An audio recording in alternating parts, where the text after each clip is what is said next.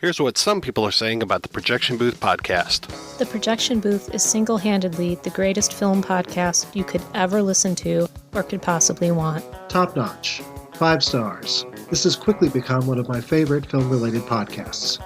Always interesting. A completely unpretentious yet fully comprehensive look at films from all genres. The Projection Booth podcast, with new episodes available every week at projectionboothpodcast.com.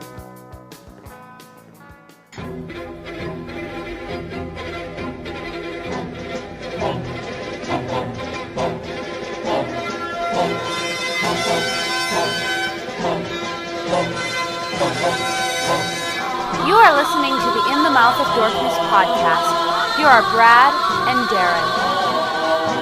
Welcome to another edition of the ITMODSpotlight podcast. With me is Brad Gullickson, Mouth Dork. Hello! Yep, and I'm your host, Darren Smith, the Disco Dork. And welcome to the ITMODSpotlight podcast, ITMODSpotlight. We're back! We are back, and we are spotlighting Bruce Lee.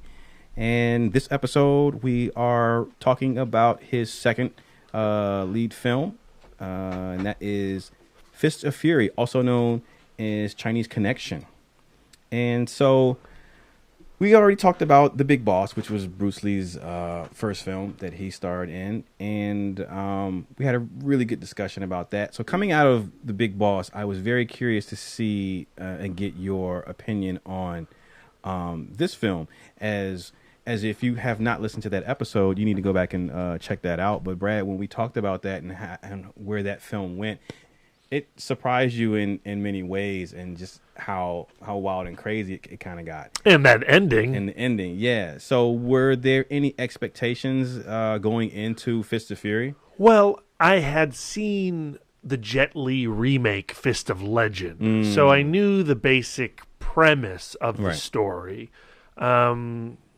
But I think what really surprised me during the opening of this film is just how much prettier the movie is. It looks like, you know, not to sound too damn condescending, a real movie. It is gorgeous. It is still shot by director Wei Lo, but it feels like a tremendous step up in budget and technology and technique.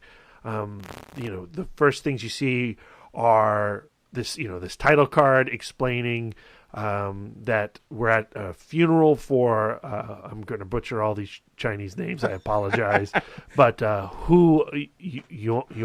Yuana? Yeah, okay.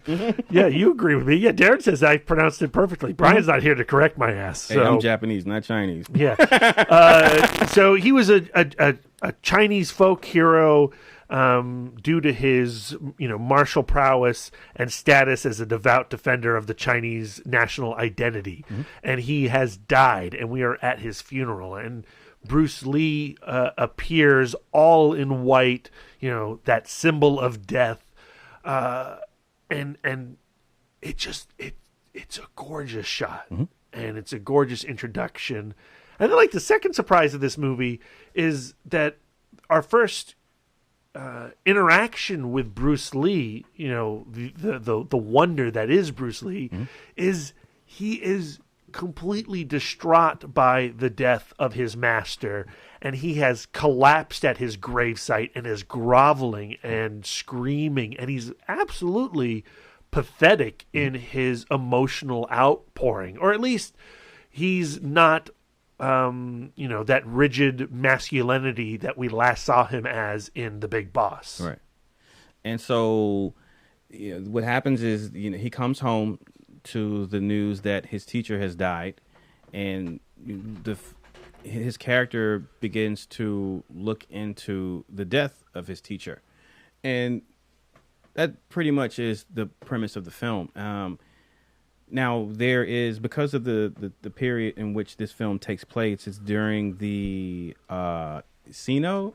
So it's actually it takes place, I believe, in between the first Sino-Japanese War, which occurred in 1894, which began as a conflict over control of Korea. Right. At the time, Korea was under China's control. Japan had become more technologically advanced at this point and was a real threat to China's larger army. And after a year, the war was over. China was humiliated. They lost Korea from their sphere of influence, and Taiwan was ceded over to Japan. Korea claimed independence later, but would fall back under Japanese rule in 1910. Yeah. Fist of Fury takes place in the late 20s, which is just before the Second Sino-Japanese War, which occurred in 1937 and lasted all the way to 1945. Right. The Second Sino-Chinese War, that's where 20 million Chinese citizens were killed. This is where you had the Nanking Massacre, where Japanese troops slaughtered over 300,000 citizens. Hundreds of thousands of women were raped by Japanese soldiers, and they went from house to house sexually assaulting the women inside. Women were often executed afterwards or taken in as sex slaves. The Japanese soldiers would actually commonly refer to the women as public toilets. So this is a really dark period for China, but also a period of intense hatred for the Japanese and the incoming conflict that's going to occur. And of course, this is being made in 1972, not that far after the Second Sino-Japanese War and World War II. Yeah. So there's a lot of rage in Fist of Fury. And was that surprising to you to see this film touch on that state of China? Well, it's interesting watching, Fist of Legend, the Jet Li movie. And, when I first saw that, I was much younger and I was completely unaware of the context historically that film takes place in. And maybe if I rewatched that film, I would recognize the rage in its filmmaking, but that certainly comes off in Fist of Fury. And the absolute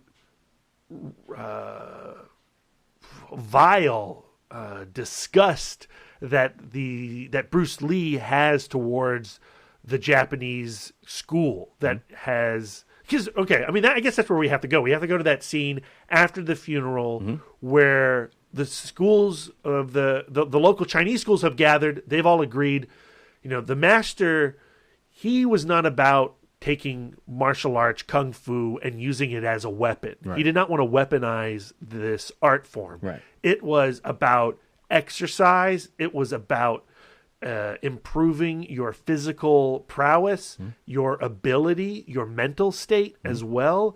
So the schools in China should get along now in honor of the master. Now, in comes the Japanese school, and there's a Chinese interpreter, Mr. Hu.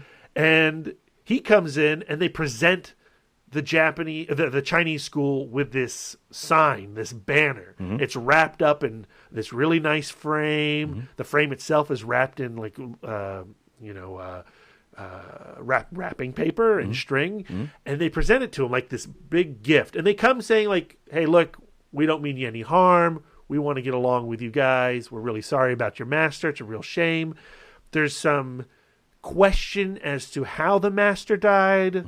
Maybe it was a stomach ache. Maybe it was something more than a stomach ache.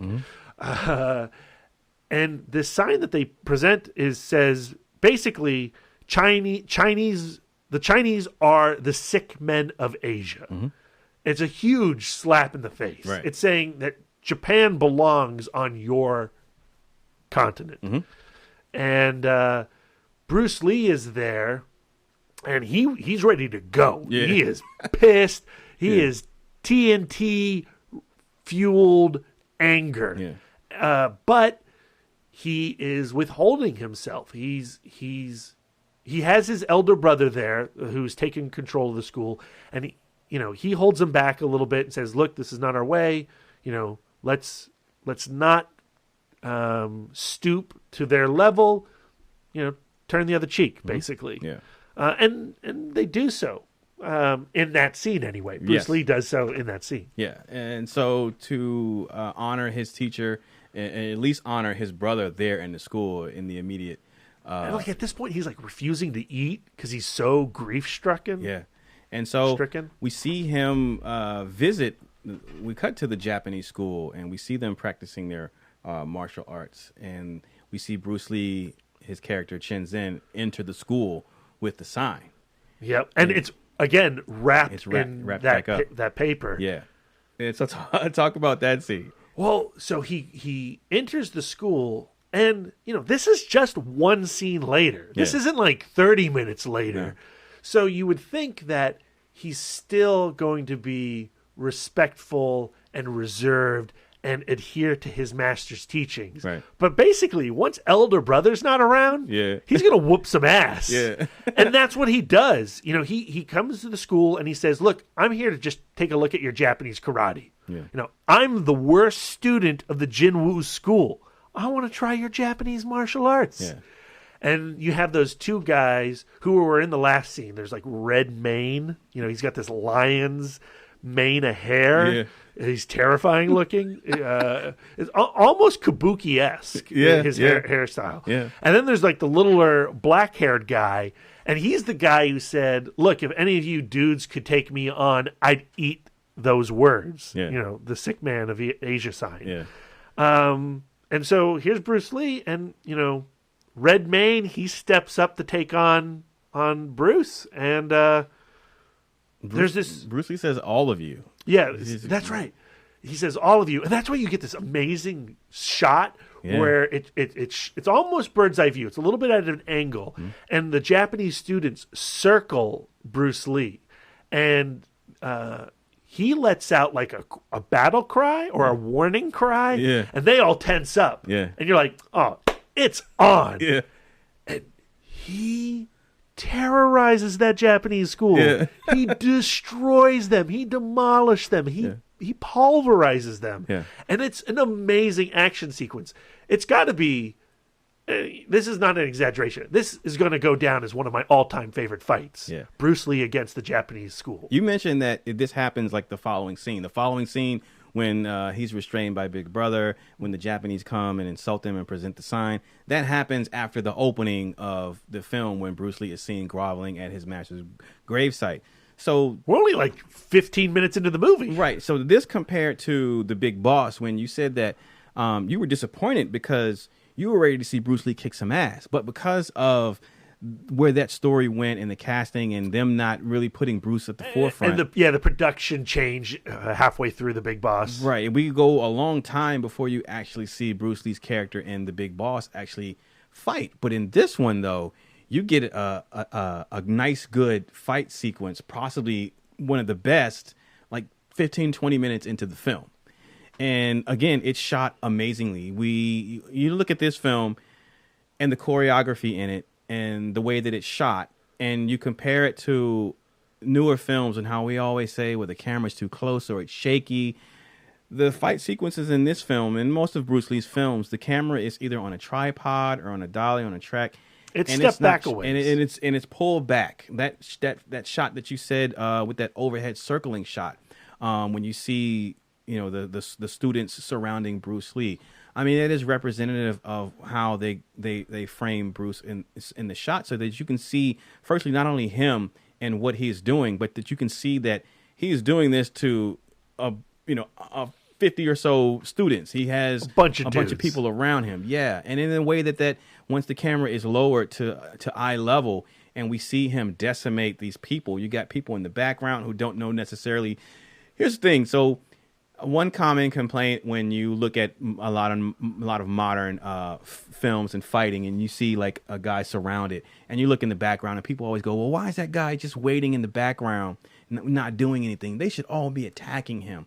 But if you look at Fist of Fury, and you look at this scene in particular, firstly, the intimidation on these characters' face of Bruce. Firstly, when he comes in, and then when that moment that it solidifies at that moment when he lets out that warning and they back away. Well, that shows that they're afraid of him. He also takes his shirt off at this point. Oh, that's too. right. That's right. And like he reveals like beef jerky muscles. Yeah. I mean, he's a titan. Yeah. So the other guys in that room, I don't think are packing the 6-pack that Bruce Lee is. And they're students. So. When the fighting has commenced and he's taking on some of these guys, now he's not just fighting one-on-one, even though he's surrounded by men. They're like 2 and 3 coming at him, and he's fighting off 2 and 3 at a time. and you still have some people in the background, but those people in the background are afraid. They aren't jumping because you got to remember they're students. They're not masters in the martial arts, and they're twitchy too. When you see them in the scene, like the people on the fringes are twitchy. They're like, nope, not gonna do it. Nope. He just got kicked in the face. I'm not going in yet. Oh no, everybody else has been brutalized. It's my turn. Yeah, and then that's when Bruce Lee takes out the nunchucks, and then and I mean, those got to be the most annoying weapon to go up against.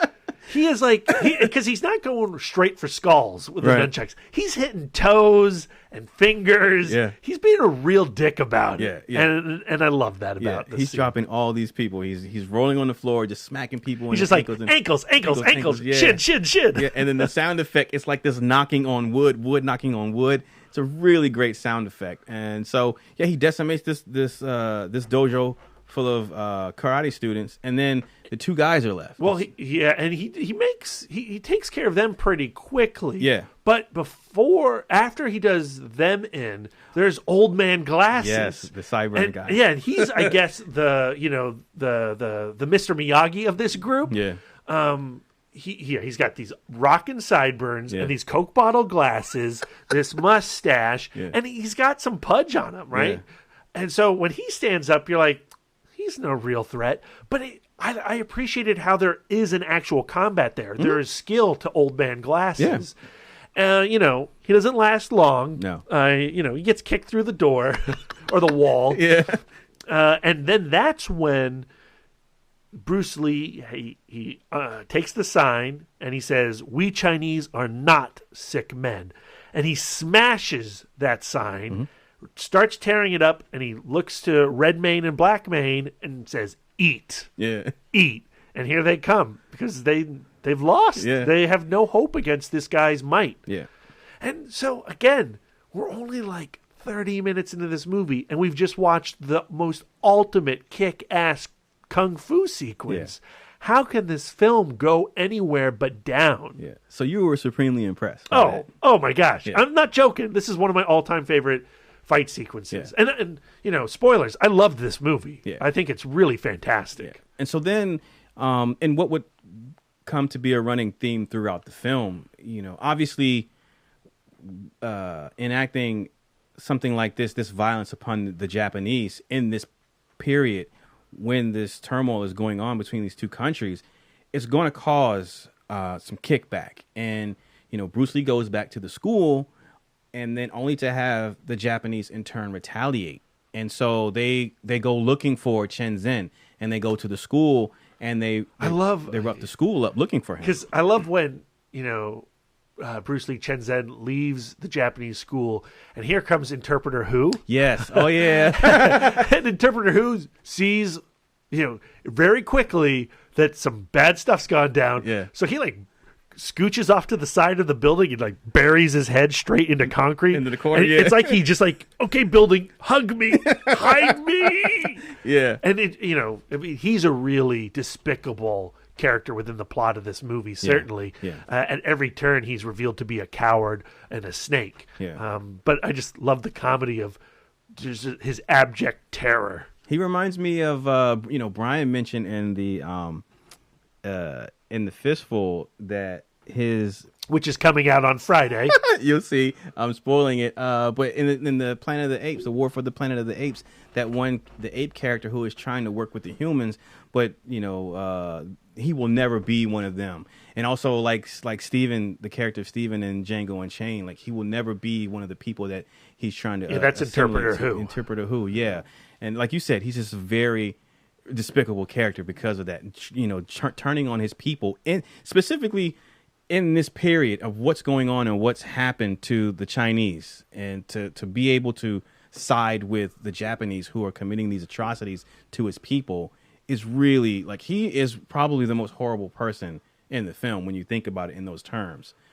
Absolutely. And so he hides, but he lives to go run off and tell the Japanese, and to tell the Japanese, the big boss of their clan, and that's the mustache villain. He's got this crazy, hipster mustache. I love it so much. Yeah. And it sets him to a rage as well, and violence begets violence. And after this epic fight scene, I knew things were going to get real ugly. Yeah. Because we're only 30 minutes into the movie. Yeah. And the conflict is only going to get worse. Right. And it does. But what's interesting is after this scene, you have another moment in which Lee encounters racism on part of the Japanese. He's walking back to his school to see elder brother, and he wants to cut through this garden, but the garden is what's the sign say? It says no dogs and no Chinese allowed, only for the Japanese. And so he's stopped at the gate, and while he's being told why he can't come in, this Japanese tourist, this Japanese guy in a kimono, played by Sammo Hung, by the way, he taunts Lee. He taunts. Well, the lady walks in with a dog. Oh, first. that's right. The lady walks in with a dog, and Lee says, well, how come that dog is allowed in? Yeah. And the guard says, well, that's the dog of a foreigner. Yeah. And, foreigners can do whatever they want. Yeah. So Japanese can do whatever they want. Yeah. Americans can do whatever they want. Russians can do whatever they want. Just not Chinese. No Chinese. Yeah. And so that's when Sammo Hung comes over and he says, look, if you act like my dog, if you get on all fours and bark like my dog and lick my boots like my dog, I'll let you come in as my dog. Yeah. And I just watched Bruce Lee obliterate 30 dudes like it was nothing. Sammo didn't see that happen. I was waiting for him to do like a punch right through his fist, Billy Zane and Demon Knight style, right through his head. Yeah. That doesn't quite happen, but he does humiliate that Japanese guy, and he does this awesome flying kick up into the sign. Or no, does he toss? He pulls jumps the sign up. No, down. he jumps up, kicks the sign off the wall, then with his other leg kicks it and makes it burst. Yeah.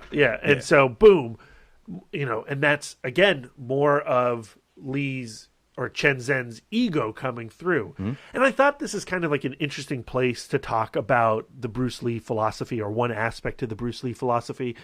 I know, Darren, you got me hooked on the Bruce Lee podcast hosted by his daughter. Yes. And recently on one of their episodes, they talked about the top dog versus the underdog.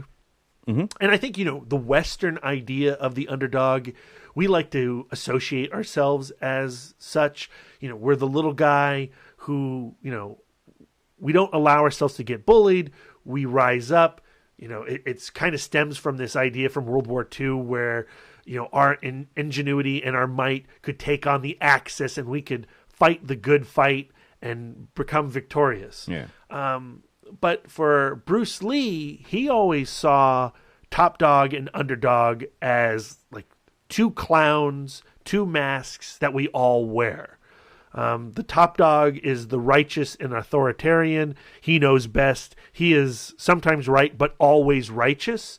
The underdog manipulates with being defensive, apologetic. He plays the crybaby. The underdog has no power. And so I was watching this movie with the top dog and underdog concepts in my mind, and Fist of Fury, time and time again, he is taking on the role of top dog. He is taking on the role of ego, even when he probably shouldn't. Right. And he causes a lot of harm and a lot of death. I mean, his actions lead to the death of his friends and his schoolmates. Right. Because he cannot allow such an injustice to occur to his master, but to his people as well. Right. And so you get done watching him destroy this dojo, and then you get to see him cathartically slap some racists around, and it's wonderful, and you love it. When he does that flying kick into that sign, you're like, fuck yes, Bruce Lee forever. Yeah. But then here come the Japanese and their crew, and because he's distracted with what's going on in the garden, they slip right on in, and they go to town. And I think that with Bruce Lee, as you say, him consistently in this film wearing the mask of the top dog, I think what he's able to do is also show the pitfalls of doing that. Like you have to have a balance. Bruce Lee is always, and I'm not sure it happens in that particular episode, but he's always talked about balance. He's always talked about they talk about it in that episode. And so if you're going to, if we wear both masks, if we have two sides to us, that is a part of who we are, that duality, but we have to balance it. If we put on that mask of being the top dog and being prideful and full of ego, there has to be some humility in there sometime at some point, or else the scale will be tipped and it'll be off balance and it throws everything out of sync. And so the dangers of that are shown, I think, in Fist of Fury, because he refuses to take that mask off for the most part of this film. That you see the damage that does, the danger of that. Yeah. And what sticks out the most is how when a person is that way, or at least in this film, that the damaging effects don't really befall him at more than it does the people around him first and foremost. And to make it even worse, he's not around to see it happen. And that's the tragedy in it, is that, he thinks he's doing good. He thinks he's, he wants to stand up for the honor of his country, his countrymen, and his school, but he's going about it in the wrong way. And then when he does go about it in the wrong way, the people that he's doing it for are suffering because of it. So he's causing the thing that he is fighting against. And that's the tragedy in Chen Zhen and his actions. Well, at this moment, he goes back and, he was going to marry his, one-time love. Yes. And he tells her, look, I came back to marry you this time, but look what I've done. Look what's happening around us. War is here. This is just not the time for us. Yeah.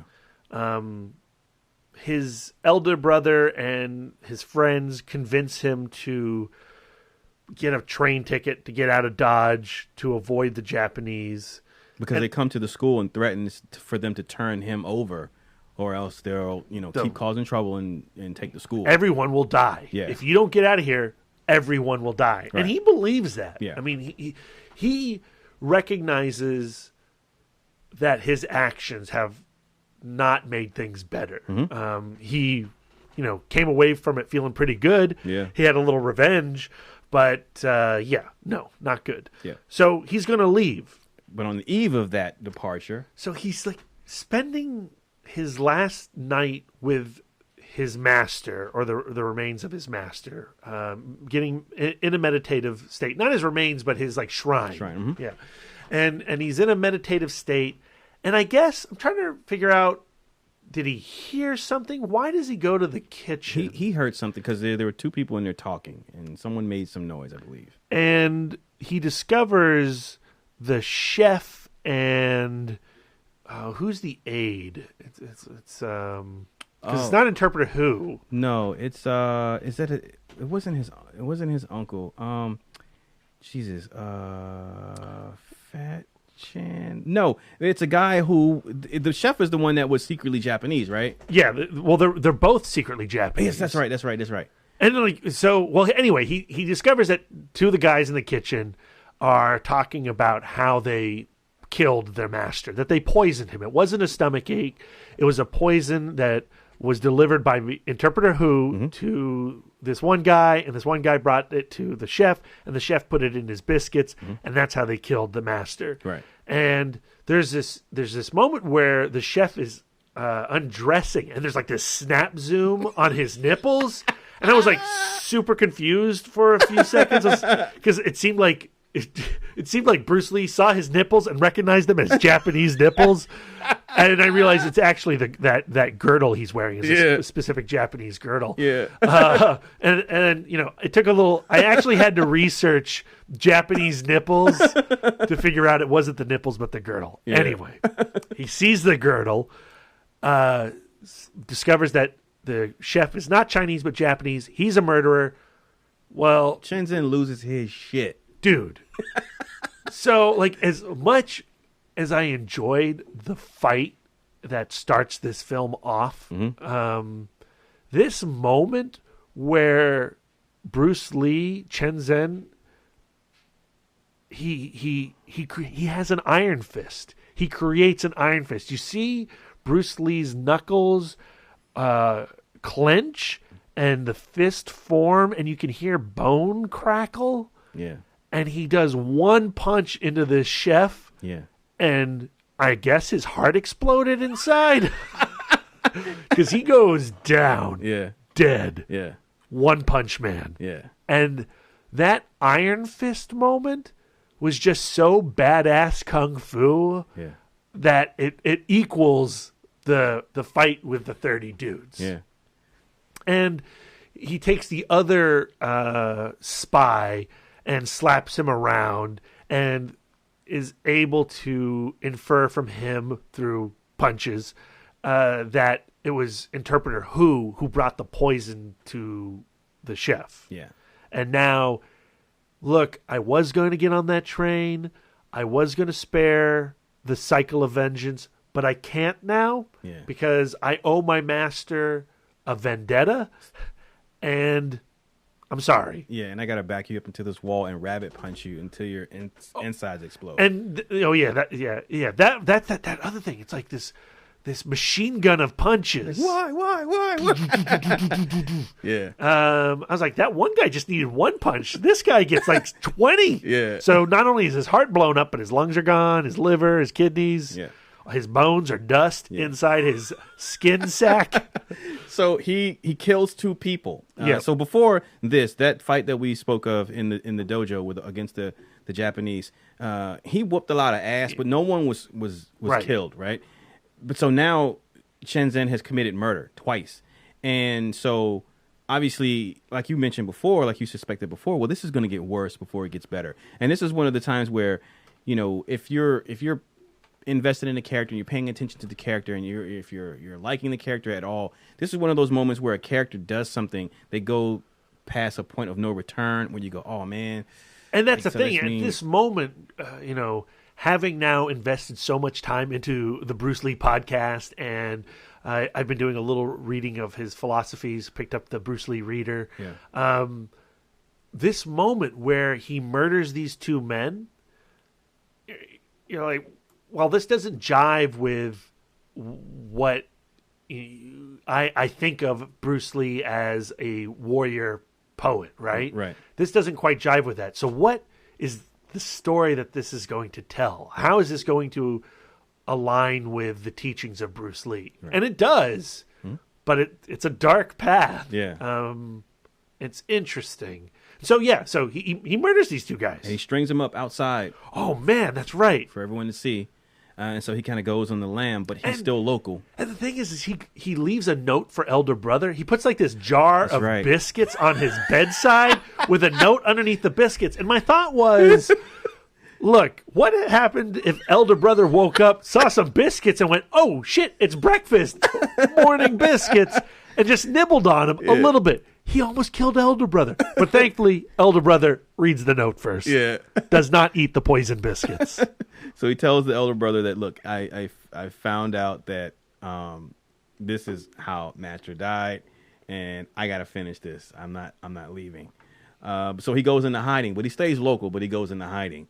And he begins to do a little sleuth work, go incognito. He starts spying on the Japanese. Yeah. He discovers that the Japanese have brought in Mr. Petrov, this Russian giant. Yeah. And that scene is weird when he's spying on this business striptease meeting. Oh, yeah. Because there's this Japanese strip dance that's occurring. Yeah. And what's so weird about Fist of Fury and The Big Boss is how...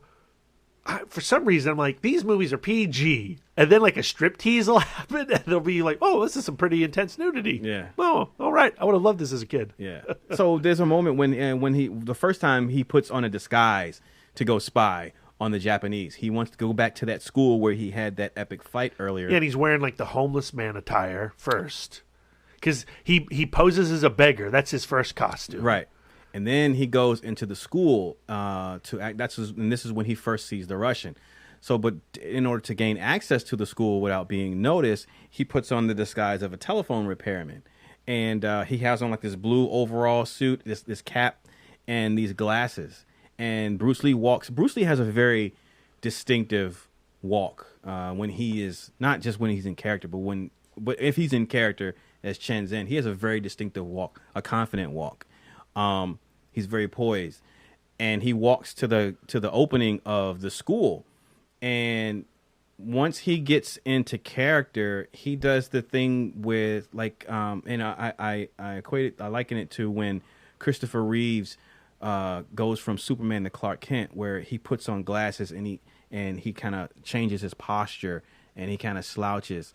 And Bruce Lee does that. He's this physical embodiment of like goofy, unassuming, and meek, and he does it like right before your eyes. And rewatching it this time, like I found that really, really entertaining and impressive, like how he's able to transform and do comedy basically, because him being a physical person and an athlete and a martial artist, to be able to see him use that to transform into a different character physically, I found that really refreshing, because you got to remember, like, he's just murdered two people.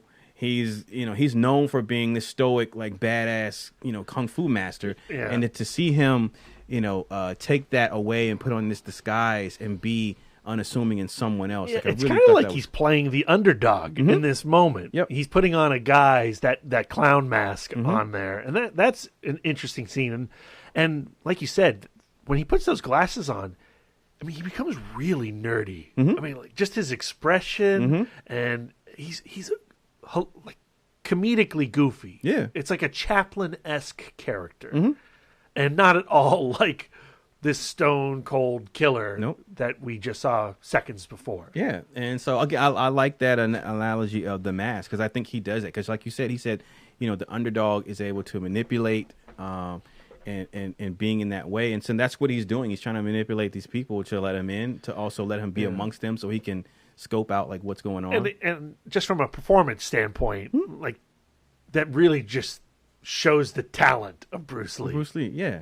And so, which, that goofiness you would see explored more in Way of the Dragon tonally. And so, but yeah, I really like that particular character beat there, that moment. So anyway, he goes in, he sees the Russian is surrounded by people in the Japanese dojo. He's giving a display of his strength. He is the most 70s looking dude I've ever seen. Yeah. I mean, wow.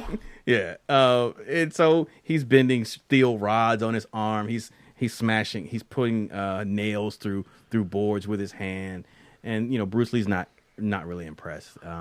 And it's a thing that he would go on to talk about and reflect later on in Enter the Dragon, when the Bob Wall's character brings that board up to him and punches it and breaks it. And Bruce Lee says, boards don't hit back. So you can punch that shit all day if you want to, but you hit me, I'm going to hit you back. And so, you get a little glimpse of that in this film. So he goes in, he spies on the Japanese. But what happens is he goes and does he his fiance, or that she comes to search for him in the graveyard, right? Because he's at his master's grave, and there's that scene where he's sitting around the campfire and he's eating. I'm assuming is a rabbit. I hope that was a rabbit. He's just chewing it off, and he's just out there. He's just consumed with vengeance and rage. And so that scene, I mean, it looks kind of. I mean, it's kind of acted like over the top, how he's just sitting there and he's just pulling off the meat off the bones of this rabbit, like with this 1,000-yard stare, consumed with anger. But like, I really think it just solidifies like how lost he is. Yeah. And so you have her try to come out and talk to him, and that's when you see in him wanting to have a different life and a better outcome than what's coming, but at the same time he's still unable to turn his back on him seeking justice for his teacher. And so there's a scene where, because there's an inspector that comes, and the inspector's like, look, and this is the director, actually, Lo Wei, and he comes to the Chinese school and say, look, man, the Japanese they're just going to keep causing trouble. They're going to come and take the school, but you got to hand over Chen Zhen. If they're looking for him, if they find him before we do, it ain't too much that I can do for you. So I'm trying to help you all out, and I'm trying to help him out. Like, tell me where he is. In the Chinese school, they say they don't know, and they genuinely don't know where he is. But even if they did, I don't know that they would turn him in. And so the inspector is there. He's also with the Japanese, because the Japanese called him and said, hey, we want justice. This guy killed 2 of our people. Strung him up. So you go, strung him up. So you go in here and you talk to this guy, you get him. And so that's why the inspector's there, and the Japanese are there with him. But they say, look, we don't know where he is. So the Japanese are like, all right. So they send more people over. And then... again, this is a really weird scene for me, because here's Bruce Lee. He's waiting outside the Japanese school, and out comes a parade of Japanese karate masters, and they walk by him. I know where they're going. Yeah. I think he knows where they're going. Yeah. But he uses that as his opportunity to go into the school. Yep. And because it's unguarded. Yeah. And he isn't going to have to worry about all those dudes, because they're going to be too busy taking on his Chinese friends. Yeah. And maybe he thinks, look, my cohorts, they're pretty good at Kung Fu too. They can take care of themselves. I got to do this. Yeah. But at the same time, it's weird, because I'm trying to hero worship Bruce Lee here. Yeah. And he sneaks on in. And see, that's the thing about Chen Zhen, or Bruce Lee's portrayal of this character. Because if you look at Chen Zhen as far as portrayed by Jet Li, and also as portrayed by Donnie Yen in The Legend of the Fist, The Return of Chen Zhen, he is a more noble character in those iterations of him. But I don't think Bruce Lee is portraying him as a hero in the traditional sense. Again, because of the because of the consequences of his actions to the students and the rest of his school and everyone around him. I do believe that he's saying that, yeah, it's badass that I can do this and I can fight all these guys, but succumbing to your anger and your rage in this way, not having a balance between the underdog and the top dog, is detrimental. There is a cost, there's fallout from it, and this is what it looks like. But at the same time, still trying to send a message to the Chinese countrymen that, in the face of adversity, there is somebody who, will stand up to them. But, just how you go about doing it is what... Right, because again, this is taking place just before the Second War. Right. And, he's a symbol, too. Mm-hmm. He is a symbol of strength within their community and defiance. Yeah. So he infiltrates that school while everyone's out, and so that's when you get his second match with the Japanese instructor with the glasses and the sideburns. Before that, even, he steps into the arena, into the room. There's some scraps waiting for him. Yeah. There's a few students who did not go off on the kill crazy rampage with their brothers. Yeah. And he just says to them, "Scram." Yeah. And they get up, they prepare to combat, and he says, "Scram, scram, scram." He just keeps saying "scram" over and over and over again. And then they fight, and he takes care of them, no problem. Yeah. And then that's when Old Man Glasses returns to do battle. Right.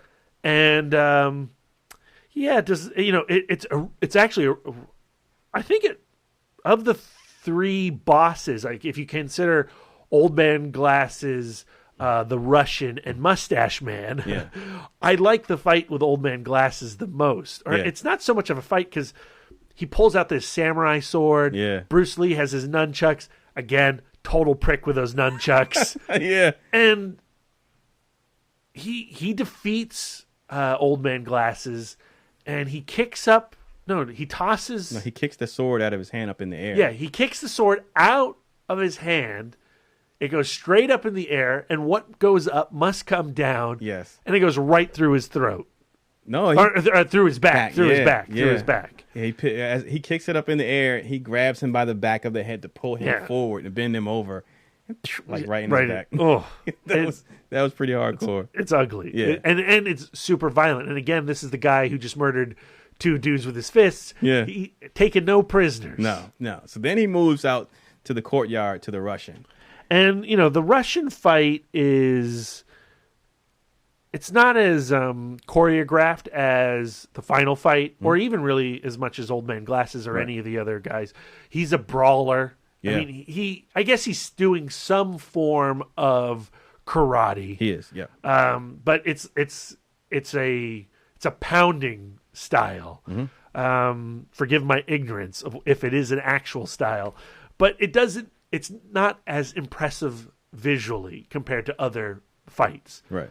But the way he dispatches the Russian, like that one chop right to his throat. Yeah. And you just hear that like, gross, dead, gone, done with. Yeah.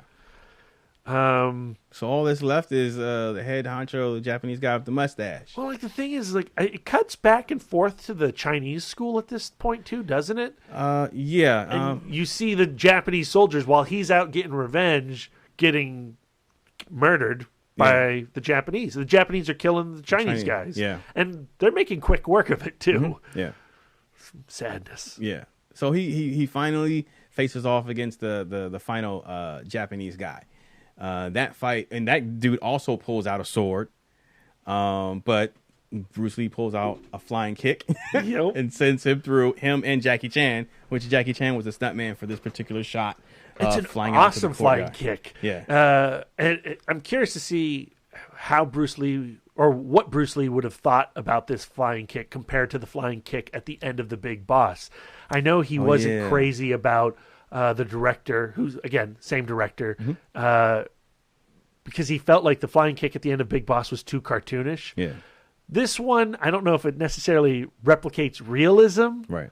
But it's certainly shot better. Yeah. And the force of that kick that sends him through the building into the garden to his doom, his dying breath, is really wonderful. Yeah. And so if you think, okay, all right, well, he finished the bad guy, the main dude.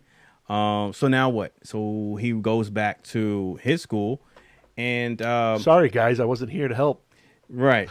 So he goes in and now the police have come. And they're once again looking for Shenzhen. There are all these dead bodies there. So there are a few people who have survived, and they're picking those guys up, sitting them down, and they're trying to tend to their injuries and things like that. And the police come in and say, "Look, this is going too far now. Either you turn Chen over, or the school is finished." And Chen happens to break in upstairs. Not break in, but he kind of breaks in. He sneaks in upstairs, and he sees the bodies of students littered even upstairs everywhere. And again, he flies into a rage again, and he's ready to like whoop some ass. And he heads to the top of the stairs, and he hears the conversation downstairs. And he hears that ultimatum, like, if Chen Sin you don't turn him over, if he doesn't show up, it's curtains for the school. So he goes downstairs and he turns himself in. Yeah, the last words of the movie are Chen Zhen saying, "I shall pay for the lives I took." Mm-hmm. So what are your thoughts on that scene and how that and it plays out? Well, it plays out a lot like The Big Boss does. Yeah. Because, he's walking down the pathway outside to face the music, and that music is a firing squad that is there at the end of the sidewalk. Yeah. And I thought, oh, okay, well, so they're going to arrest him, I guess. And then you get the idea. You don't see, well, yeah, you do. He charges them, does a flying kick towards the firing squad. Freeze frame, gunshot sound effect. Yeah. So he's dead. Yeah. Done. Yeah. Damn. Yeah. Were you surprised? Yeah. Yeah. Yeah, I was. I was bummed out, certainly. I knew he was going to die. I did not know he was necessarily going to die that way. And I didn't know that his character was going just to be so all consumed by anger. Yeah. But I think that was important. Oh yeah, to show that, because it shows like if you are consumed with anger, there's no happy ending to that. Well, there's certainly consequence. Yes, and I don't know if I should feel like if Bruce Lee or the director want us to feel necessarily downtrodden by that ending, because this was, from their point of view, a life and death conflict. They were being decimated. This was a form of genocide that was occurring in their country by the Japanese at this point. And that conflict is seen as a heinous and horrible, horrendous time. Yeah. And there's a lot of anger towards the Japanese people.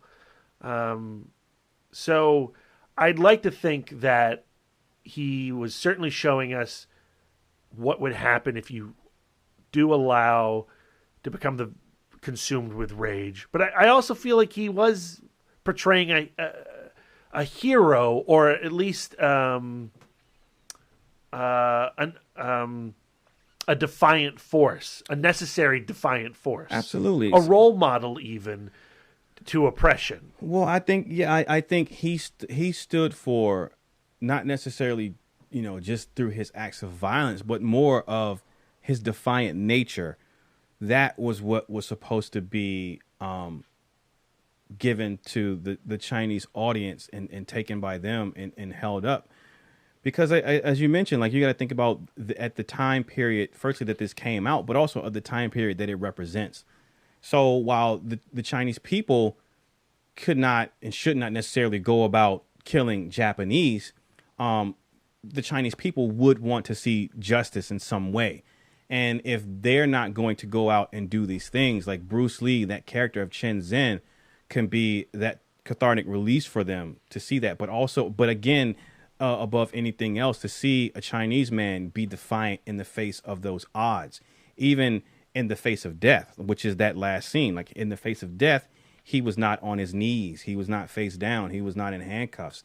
He was in the air in mid-flying kick. And this film climaxes at the start of the Second Sino-Japanese War. Mm-hmm. Yeah, and so and I think it's like I don't think it's too much different from when we see movies here, right? And you see somebody like John Wick, right?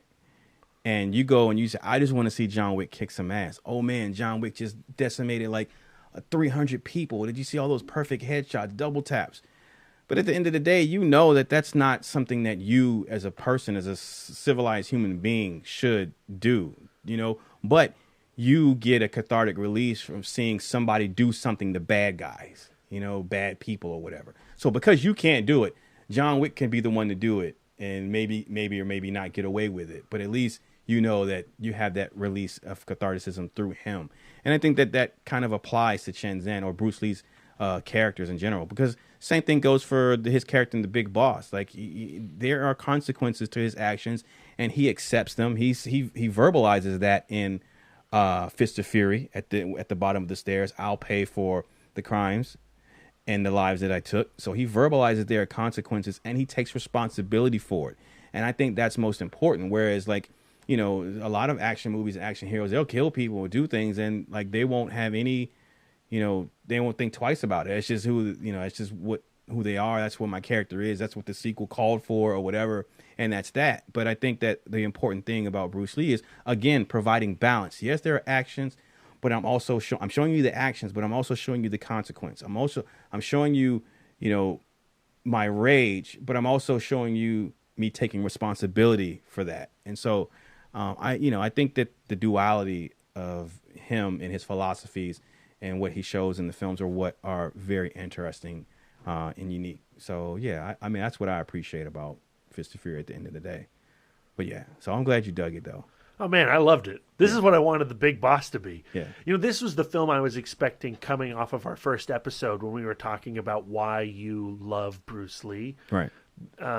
This is what I was hoping to find. Right. I know that Enter the Dragon is amazing, and I can't wait to get to that episode. Yeah.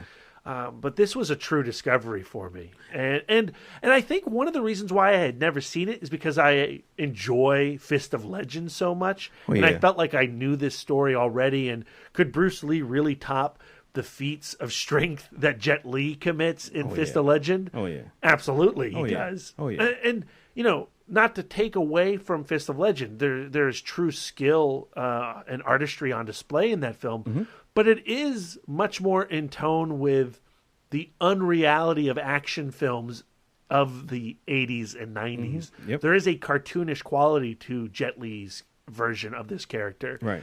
And that's not here. What's here is true anger. Yeah. Yeah. And so, I'm glad you enjoyed it. And I think I loved it. 4 stars. I think the more interesting conversation is not have Big Boss be what Fist of Fury was for you, and then Fist of Fury be what it is, and then Way of the Dragon, and then Enter the Dragon and Game of Death. But I think the more interesting conversation is just the way it's played out. Like Big Boss be what it is, and then Fist of Fury evolve and Bruce Lee evolve to what it is, and then Way of the Dragon, that being Bruce Lee's directorial debut. Yeah, that's interesting. Be what it is. I'm really excited to see how that goes because,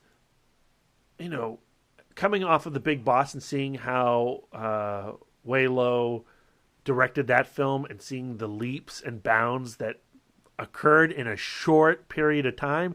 This went into production before Big Boss even hit the screens of Hong Kong. And it feels like a tremendous step forward for the cinema of China. And then how exciting is that to see now Bruce Lee taking reins as director for Way of the Dragon, and Chuck Norris is going to be in it. Yep, and it's dope. It has probably one of my favorite, if not I think that might be my favorite Bruce Lee fight scene between he and Chuck Norris. It's just, I think all of his philosophies that he talks about regarding kung fu and Chinese boxing are full on in display in Way of the Dragon, and specifically in that final fight sequence. Yeah, I'm interested, because I certainly obsessed over Chuck Norris as a kid. You know, Bruce Lee wasn't my guy, but Chuck Norris was. He was right up there with Schwarzenegger and Stallone and those guys. Yeah. So I'm interested to continue the ITMOD Spotlight series with Bruce Lee because he has a career where each of his films, while similar in themes and ideas and philosophies with Bruce Lee, they're all different. They all feel different. Like Big Boss doesn't feel like Fist of Fury. Fist of Fury definitely doesn't feel like Way of the Dragon. Way of the Dragon doesn't feel like Game of Death, and nothing feels like Enter the Dragon. And so I think that's pretty accomplished to have a very diverse filmography, even if it's so short and so small. What track did you listen to? Did you listen to Mandarin or Cantonese on this one? I listened to the what's the first one? I think it was first one. I believe is Mandarin. I listened to the Mandarin one. So I went back and forth after our last conversation where you were talking about, you were listening to the Cantonese track on Big Boss because that's where you could hear the Bruce Lee battle cries. Right. And this one, I couldn't tell if any of the battle cries were him. I think it was all dubbed. Here's the thing, and I was watching it this time, and I was listening to and here's the thing, I got to do research on it, but I actually think all the films, both Big Boss, at least Big Boss and Fist of Fury, I think that all the dialogue, whether it's the Cantonese or the Mandarin track, I don't think any of that is his actual voice. I don't think so either. Yeah, so that's really So I did do a little research, and that's correct on certainly Fist of Fury. Right. I didn't necessarily go back and look at the what tracks about Big Boss. Right. But Fist of Fury, none of it's Bruce Lee. Yeah. Now, I believe in Way of the Dragon, he does voices for the American actors or the Italian actors. Yeah. But I think that's it because all the audio was done after the fact. Yeah, and it's fascinating. It's weird, and so I think truly the first time you really hear Bruce Lee's voice, and maybe the only time, is in Enter the Dragon. Yeah, that is his voice in Enter the Dragon. Right. So, So when I go back to watch Way of the Dragon this time, I'm going to watch it with the commentary track. Both all the films on this set, the Bruce Lee film set, have commentary tracks. I want to go and listen to the commentary track on Way of the Dragon so that I can see if I can pull some history from the screening of that film, the making of that film, to have in the discussion. But yeah, I'm interested to talk about that one too, because shit, it's different from Fist of Fury. But I think you'll enjoy it. Well, I love this, so thank you, Darren. Yeah. Honestly, the whole ITMOD Spotlight was worth it for this movie. Right? This is a true discovery. so good, right? Yeah. I'm always going to watch Fist of Legend. Not Fist of Legend. I'm always going to watch Fist of Fury and Enter the Dragon together. Yeah. They're absolute classics to me now. I agree. All right. Well, thank you. Thank you all for listening. Thank you, Brad, for facilitating this discussion. You can follow the podcast at ITMODcast on Twitter and Instagram and Facebook. Follow Brad at MouthDork on Twitter, Instagram, Facebook, Letterboxd, and Untapped. And I'm Darren Smith, the Disco Dork, at the Disco Dork on all social medias. You can also follow the Turtle Dork at the Turtle Dork on Twitter, at the Turtle Dork 1 on Instagram, and Brian William Young on Facebook. And the lovely wife Dork is at Sidewalk Siren on Twitter and Instagram. That's going to do it for us. Be on the lookout. Speaking of Kung Fu, where is this dropping? Oh, yeah. This weekend coming up, we have on May 7th at the Alamo in Winchester, it begins the ITMOD month. We're partnering up with Film Club 3.0 at the Alamo. And we'll be showing and screening a film each Sunday in the month of May at 5 p.m. First Sunday, I'm hosting Kung Fu Hustle, the Stephen Chow film, which takes inspiration from Bruce Lee on so many levels. I can't wait to talk that film and also watch it on the big screen.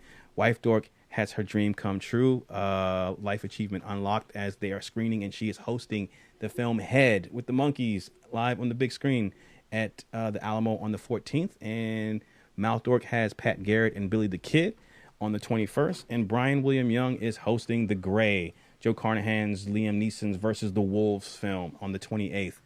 So please, tickets are all on sale now. Come out, support the podcast. Come out, support Film Club 3.0 in the Alamo, and just enjoy some good films. Films are only $7 a piece for tickets, except for Head. It's $10 a piece because Lisa's worth more than the rest of us. And come out and have a good time and watch and talk movies. That's going to do it for us. Thank you all for listening, and until next time.